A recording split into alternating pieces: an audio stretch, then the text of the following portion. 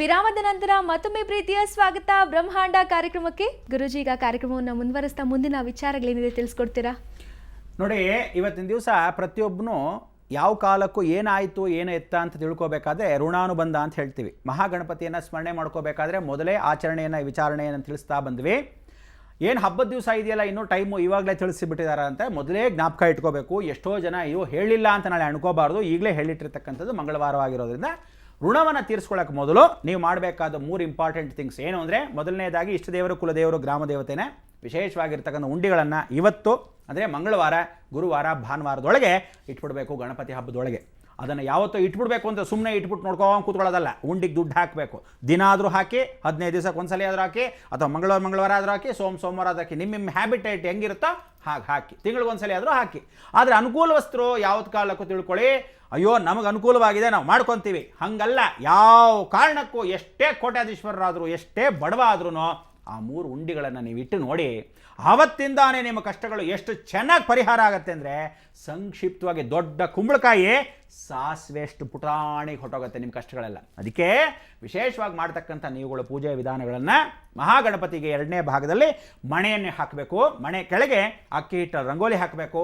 ಆ ಮಣೆ ಮೇಲೆ ಅಗ್ರ ಎಲೆಯನ್ನು ಹಾಕಬೇಕು. ಯಾವುದು ತಿಳ್ಕೊಳ್ಳಿ, ಅಗ್ರ ಎಲೆನ ಹಾಕಬೇಕಾದ್ರೆ ದೇವರು ಪೂರ್ವಕ್ಕೆ ನೋಡಿದ್ರೆ ಉತ್ತರಕ್ಕೆ ತಿರ್ಕೋಬೇಕು. ಅಗ್ರ ಎಲೆ ಉತ್ತರಕ್ಕೆ ಕೂತ್ಕೋಬೇಕು. ಅಂದರೆ ನೀವು ಊಟಕ್ಕೆ ಕೂತ್ಕೊಂಡಾಗ ಹೆಂಗೆ ಅಗ್ರ ಹಾಕ್ಕೊಂತೀರೋ, ಗಣಪತಿಗೆ ಅಗ್ರವನ್ನ ಅವನು ಊಟಕ್ಕೆ ಕೂತ್ಕೊಂಡಂಗೆ ಹಾಕಬೇಕು. ಅವನ ಕೆಳಗೆ ಹಾಕಿದ್ರು, ಅವ್ನು ಮುಂದೆ ಇದ್ದೇ ಇದ್ರು ಅವನ ಕೆಳಗೆ ಹಾಕೋದು ಅವನು ಊಟಕ್ಕೆ ಕೂತ್ಕೊಂಡಂಗೆ. ನೀವು ಊಟಕ್ಕೆ ಕೂತ್ಕೊಂಡಾಗ ಅಗ್ರ ಹೆಂಗಿರಬೇಕು, ಶಾರ್ಪ್ ಆಗಿರೋದು ಎಡಭಾಗಕ್ಕೆ ಬರಬೇಕು, ಫ್ಲ್ಯಾಟ್ ಆಗಿರ್ತಕ್ಕಂಥದ್ದು ಬಲಭಾಗಕ್ಕೆ ಬರಬೇಕು. ಅದು ಗಮನ ಇರಬೇಕು. ಅರ್ಥ ಆಯ್ತಾ? ಹಿಂಗೆ ಉಲ್ಟಾ ತಿರುಗಿಸ್ಬಿಟ್ರಿ ಮುಗ್ದೋಯ್ತು ಕತೆ. ಹುಟ್ಟು ಅನ್ನೋದನ್ನ ಸಾವು ಅನ್ನೋದು ಸೃಷ್ಟಿ ಮಾಡ್ದಂಗೆ ಆಗ್ಬಿಡುತ್ತೆ. ಅದಕ್ಕೋಸ್ಕರ ಯಾವತ್ತು ತಿಳ್ಕೊಳ್ಳಿ, ಯಾವತ್ತೂ ಪ್ರತಿಯೊಂದು ಸಂಸ್ಕಾರವಂತರೇ ಮಾಡಬೇಕು. ಅದಕ್ಕೆ ಗಣಪತಿಯನ್ನು ಇಡಬೇಕಾದ್ರೆ ಅದನ್ನು ಅಕಸ್ಮಾತ್ ಪುಟಾಣಿ ಹುಡುಗರು ಇಡ್ತಿರೋ, ದೊಡ್ಡ ದೊಡ್ಡ ಹುಡುಗರು ಇಡ್ತಿರೋ, ಯುವಕರು ಇಡ್ತಿರೋ, ಅಥವಾ ಮನೇಲಿ ಇಡ್ತಿರೋ, ಯಾರಿಟ್ರು ಎಲ್ಲೇ ಇಟ್ಟರು ಗಣಪತಿ ಕೆಳಗೆ ಒಂದು ಅಗ್ರ ಎಲೆ ಹಾಕಬೇಕು. ದೊಡ್ಡ ಗಣಪತಿಯಪ್ಪ, ಪುಟಾಣಿ ಅಗ್ರ ಎಲೆ ಅನ್ಸ 5 ಎಲೆಗಳನ್ನಿಡಿ. 5 ಅಗ್ರ ಎಲೆಗಳು ಹೊಗೆ ಇಡಬೇಕು. ಅದರ ಮೇಲೆ ಅಕ್ಕಿ ಹಾಕಬೇಕು. ಗಣಪತಿಯನ್ನು ವಿರಾಜಮಾನ ಇಡಬೇಕು. ಯಾವುದೇ ಅಲಂಕಾರವಾಗಿರೋದನ್ನ ಹಿಂದೆ ಇಟ್ಕೊಳ್ಳಿ. ಆದರೂ ಪುಟ್ಟದಾಗಿ ಒಂದು ಗಣಪತಿ ಪಂಚಲೋಹ ಅಥವಾ ಬೆಳ್ಳಿ ಅಥವಾ ಮಣ್ಣಿಂದು, ಪೂರ್ಣ ಮಣ್ಣಿಂದು ಜ್ಞಾಪಕ ಇಟ್ಕೊಳ್ಳಿ. ಇಲ್ಲ ಯಾವುದೂ ಇಲ್ವಾ, ಒಂದು ಬಟ್ಲಡಿಕೆ. ಗಣಪತಿ ನಮ್ಮಲ್ಲಿ ಅನುಕೂಲ ಇಲ್ಲಪ್ಪ, ಏನೋ ಒಂದು ಗಣಪತಿ ಸಂತೋಷವಾಗಿ ಪೂಜೆ ಮಾಡ್ಕೋಬೇಕು. ಸಂತೋಷ. ಬಟ್ಲಡಿಕೆನೇ ಗಣಪತಿ ಮಾವಾಹ್ಯಾಮಿ ಅಂದರೆ ಗಣಪತಿ ಹತ್ರ ಕೂತಿರ್ತಾನೆ. ಗಣಪತಿಗೆ ಶೇಪು ಸೈಜು ಅಂತಿಲ್ಲ. ಯಾವ ದೇವ್ರಿಗೂ ಶೇಪು ಸೈಜು ಯಾವ ಕಾಲಕ್ಕೂ ಇಲ್ಲ. ಮೊದಲನೇ ಜ್ಞಾಪಕ ಇಟ್ಕೋಬೇಕು. ಅಲ್ಲಿ ಅಕಸ್ಮಾತ್ ಆದರೆ ಪಿಳ್ಳಾರಿ, ಸೆಗಣಿಯಲ್ಲಿ ಪಿಳ್ಳಾರಿಯನ್ನು ಇಟ್ಟು ವಿಶೇಷವಾಗಿರ್ತಕ್ಕಂಥದ್ದು ಸ್ಮರಣೆ ಮಾಡಿಕೊಂಡು ಪ್ರಾರ್ಥನೆ ಮಾಡ್ಕೋಬೇಕು. ಈ ರೀತಿ ಮಾಡಿಕೊಂಡ್ರೆ ಖಂಡಿತವಾಗ್ಲೂ ವಿಶೇಷವಾಗಿ ಗಣಪತಿಯನ್ನು ಆಹ್ವಾನ ಮಾಡ್ಕೊಳ್ಳೋಕೆ ಮೊದಲು ಈ ಪೂಜೆ ಪುನಸ್ಕಾರಗಳು ಯಾವತ್ತು ತಿಳ್ಕೊಳ್ಳಿ. ಆನೆಗೆ ಇಷ್ಟವಾಗಿದ್ದೇನೋ ಕಬ್ಬು, ಬೆಲ್ಲ, ವಿಶೇಷವಾಗಿರ್ತಕ್ಕಂಥ ತಿಂಡಿಗಳು.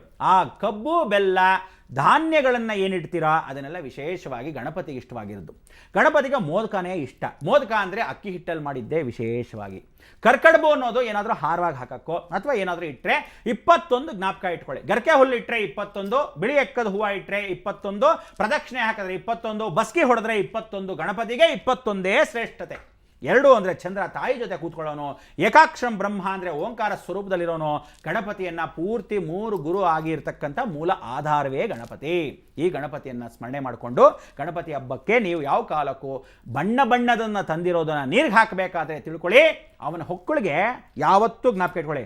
ನಾಕಾಣಿನ ಜ್ಞಾಪಕವಾಗಿ ಇಟ್ಕೊಂಡ್ಬಿಡಿ. ಪುಟಾಣಿ ನಾಕಾಣಿನ ಅದನ್ನು ಬೊಡ್ಡು ಅಂತ ಕರಿತೀವಿ. ಹೊಕ್ಕಳಿದೆಯಲ್ಲ ಆ ಭಾಗಕ್ಕೆ ಒಂದು ಹಾವನ್ನ ಅದು ಹೊಡೆದಾಗ ಭಡಾರ್ ಅಂತ ಹೊಡೆದಾಗ ಹಾವು ಸುತ್ಕೊಂಡಿರ್ತಾನೆ ಗಟ್ಟಿಗೆ. ಅಲ್ಲಿ ಪುಟಾಣಿದಾಗಿ ಒಂದು ನಾಣ್ಯ ಹಿಡಿಬೇಕು. ಆ ನಾಣ್ಯವನ್ನು ಎತ್ಕೊಂಡು ಗಣಪತಿ ಬಿಟ್ಟಾಗ ನೀರಲ್ಲಿ ಬಿಟ್ಬಿಡೋದಲ್ಲ, ಅದನ್ನು ಕ್ಯಾಶ್ ಬಾಕ್ಸಲ್ಲಿ ಗಣಪತಿ ಪ್ರತಿಷ್ಠಾಪನೆ ಮಾಡಿದ ತಕ್ಷಣ ಅದನ್ನು ಇಟ್ಕೊಂಡಿರಿ.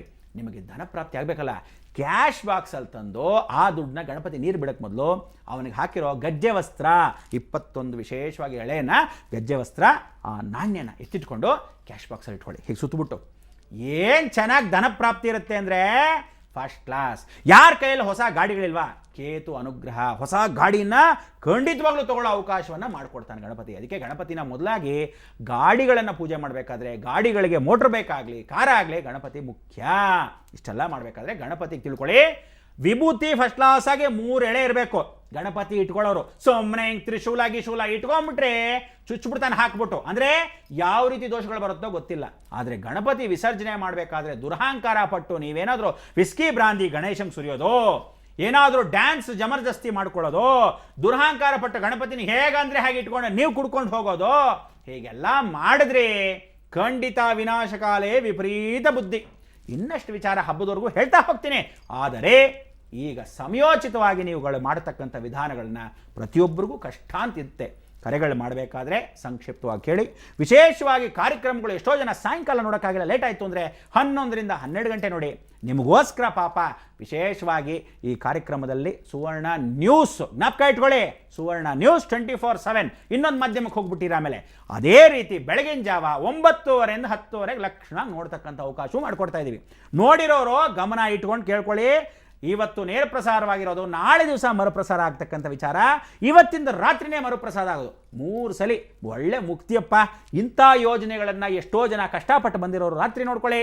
ಬೆಳಗಿನ ಜಾವ ಗಂಡಂದ್ರನ್ನೆಲ್ಲ ಕಳಿಸ್ಬಿಟ್ಟು ವಿರಾಮ ಕೂತ್ಕೊಂಡು ನೋಡ್ಕೊಳ್ಳೋ ಹೆಂಗಸರು ಕೂಡ ನಾಳೆ ನೋಡ್ಕೋಬೋದು. ಆದರೆ ಸಾಯಂಕಾಲ ಯಾಕೆ ನೋಡಬೇಕು ಅಂದರೆ ಇವತ್ತು ನಾಳೆ ಹೇಳೋ ವಿಚಾರ ಇವತ್ತು ತಿಳಿಸ್ಬಿಡ್ತೀನಿ. ನೀವು ನಾಳೆ ನೋಡಿದ್ರೆ ಪ್ರಯೋಜನ ಇರಲ್ಲ. ಅದಕ್ಕೆ ಇವತ್ತು ನಾಳೆ ನಾಡಿದ್ದು ಎಲ್ಲ ನೋಡಬೇಕು, ಮೇಲಕ್ಕೆ ಹಾಕ್ತಾ ಇರಬೇಕು. ಜೀವನ ಹೀಗೆ ಇರಬೇಕು. ಋಣವನ್ನು ತೀರಿಸ್ಕೊಳ್ಳಿ. ಇಷ್ಟದೇವತೆ, ಕುಲದೇವತೆ, ಗ್ರಾಮದೇವತೆಯನ್ನು ಸ್ಮರಣೆ ಮಾಡ್ಕೊಳ್ಳಿ. ಅಂಗಾರಕ ದೋಷಗಳನ್ನು ಪರಿವರ್ತನೆ ಮಾಡ್ಕೊಳ್ಳಿ. ವೀಕ್ಷಕರೇ, ನೋಡಿದ್ರಿ ಅಲ್ವಾ ಇಂದಿನ ಬ್ರಹ್ಮಾಂಡ ಕಾರ್ಯಕ್ರಮದಲ್ಲಿ ನಾವು ಹಲವಾರು ವಿಚಾರಗಳನ್ನು ತಿಳ್ಕೊಂಡಿದ್ದಾಯ್ತು. ಇನ್ನು ಮತ್ತಷ್ಟು ವಿಚಾರಗಳನ್ನು ಹೊತ್ತು ನಾಳಿನ ಬ್ರಹ್ಮಾಂಡ ಕಾರ್ಯಕ್ರಮದಲ್ಲಿ ಹಾಜರಾಗ್ತೇವೆ. ಎಲ್ಲರಿಗೂ ಶುಭವಾಗಲಿ. ನಮಸ್ಕಾರ.